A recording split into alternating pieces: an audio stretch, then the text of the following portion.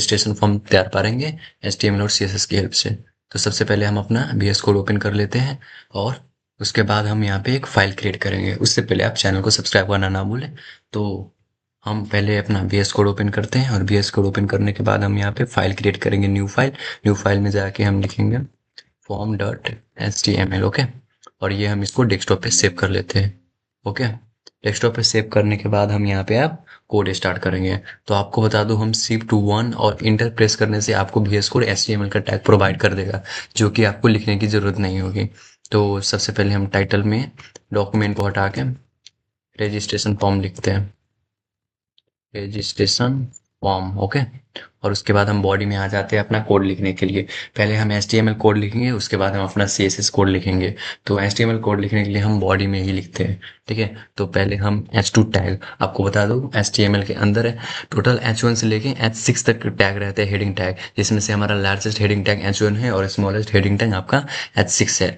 तो हम और मीडियम के लिए हम H2 H4 को यूज करते हैं, ठीक है। तो पहले हम लिखते हैं H2 के अंदर स्टूडेंट हेडिंग, ये हमारा हेडिंग रह जाएगा रजिस्ट्रेशन फॉर्म। ओके, और उसके बाद हम H2 को बंद कर देते हैं, ठीक है। H2 बंद करने के बाद हम फॉर्म क्रिएट कर रहे हैं, तो हम फॉर्म कंपोनेंट को यूज करेंगे, VS कोड में रहेगा हमारा। और इस फॉर्म कंपोनेंट के अंदर ही हम टोटल अपना इंटर योर नेम और कोर्स वगैरह ये सब लिखेंगे। तो सबसे पहले हम लेवल यूज करते हैं, ठीक है, लेवल। और पहले हमारा रहेगा इंटर योर नेम, नेम के लिए कर रहे हैं, तो ये हमारा रहेगा लेवल फर्स्ट। और उसके बाद हम इनपुट टैग, आपको बता दूं हम इनपुट टैग क्यों यूज करते हैं। बेसिकली इंटर योर नेम, उसके बाद हमारा ये बॉक्स आएगा, जो बॉक्स के लिए हम इनपुट टैग को यूज करते हैं। तो टेक्स्ट को टेक्स्ट ही रहते हैं, क्योंकि उस बॉक्स के अंदर हम टेक्स्ट ही लिखेंगे, अपना नाम लिखेंगे, समथिंग समथिंग। और उसके बाद हम यहाँ पे रिक्वायर डाल देते हैं, ठीक है। और ये हमारा टोटल हो चुका नेम के लिए, इस लेवल से लिखें इनपुट टैग रिक्वायर तक है हमारा नेम के लिए हो चुका। ऐसे ही हम ईमेल के लिए, डेट ऑफ बर्थ के लिए, कोर्स के लिए, जेंडर के लिए तैयार करेंगे।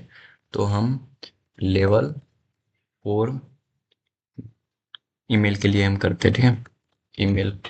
ओके, और ये हमारा ईमेल के लिए फिर से हम इनपुट टैग को यूज करेंगे और टेक्स्ट के टेक्स्ट ही रह देंगे और रिक्वायर डाल देंगे। तो ये हमारा ईमेल के लिए हो चुका। उसके बाद हम अपना डेट ऑफ बर्थ के लिए करते हैं, ठीक है। तो लेवल यूज करेंगे और इसके अंदर हम अपना डेट ऑफ बर्थ, ये हमारा डेट ऑफ बर्थ के लिए हो चुका। और इसके अंदर भी हम इनपुट टाइप यूज करेंगे, टेक्स्ट इस बार नहीं डालेंगे, क्योंकि डेट ऑफ बर्थ में हमारा पहला डे आएगा, उसके बाद मंथ आएगा और ईयर आएगा। इस सीक्वेंस के लिए हम डेट लिखते हैं, ठीक है, जो हमारा HTML में प्रोवाइड कर देगा। और उसके बाद हम यहाँ रिक्वायर डाल देंगे। तो ये हमारा डेट ऑफ बर्थ के लिए भी हो चुका। उसके बाद हम अपना जेंडर के लिए करेंगे, तो लेवल, और इसके बाद हम जेंडर के लिए यहाँ पे हम जेंडर डालेंगे और इनपुट टाइप। जेंडर तो आपको सबको पता होगा, मेल फीमेल और अदर्स। तो इसके लिए हम यहाँ पे हम टेक्स्ट को यूज नहीं करके रेडियो यूज करेंगे, क्योंकि ये रेडियो आपको बता दूं ऐसा कंपोनेंट है HTML कोड के अंदर, जो कि आपको आउटपुट में एक सर्कल प्रोवाइड करेगा।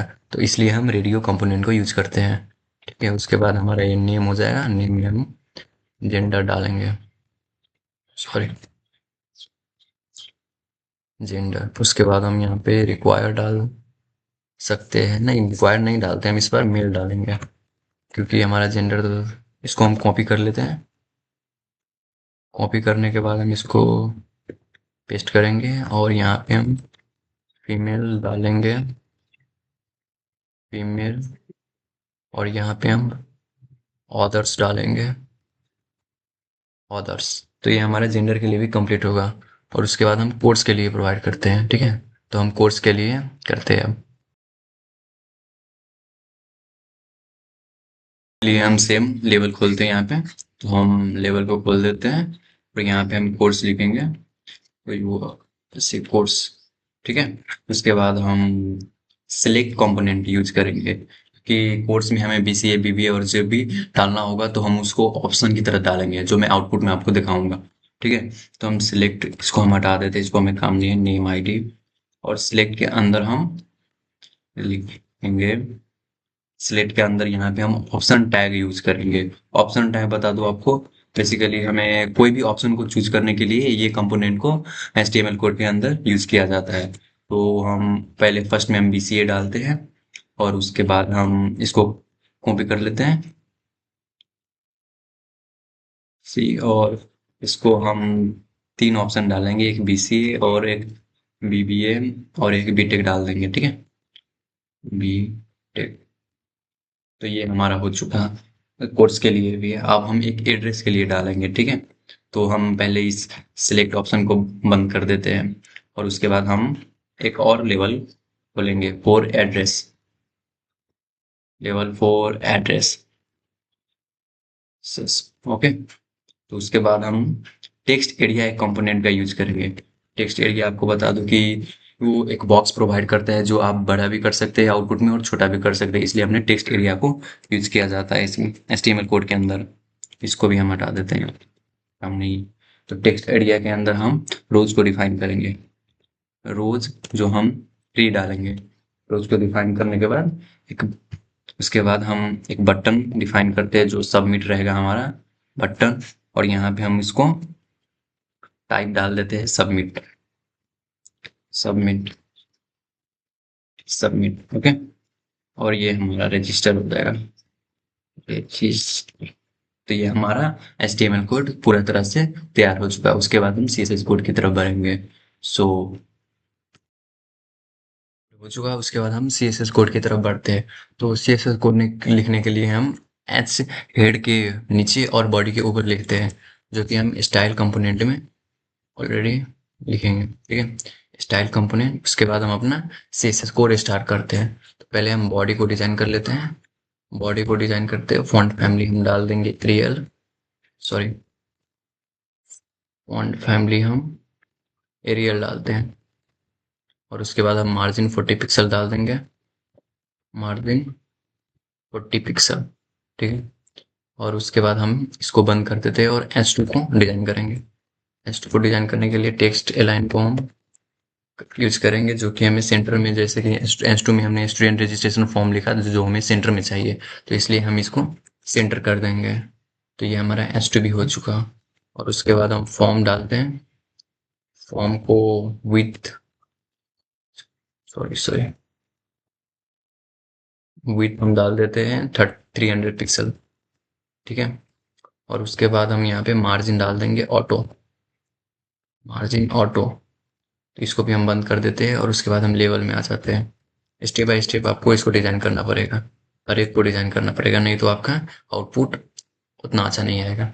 तो लेवल में हम डालते हैं font weight bold, font weight डाल देते हैं बोल्ड, जो कि हमारा इंटर योर नेम ये सब हमारा लेवल के अंदर है ना।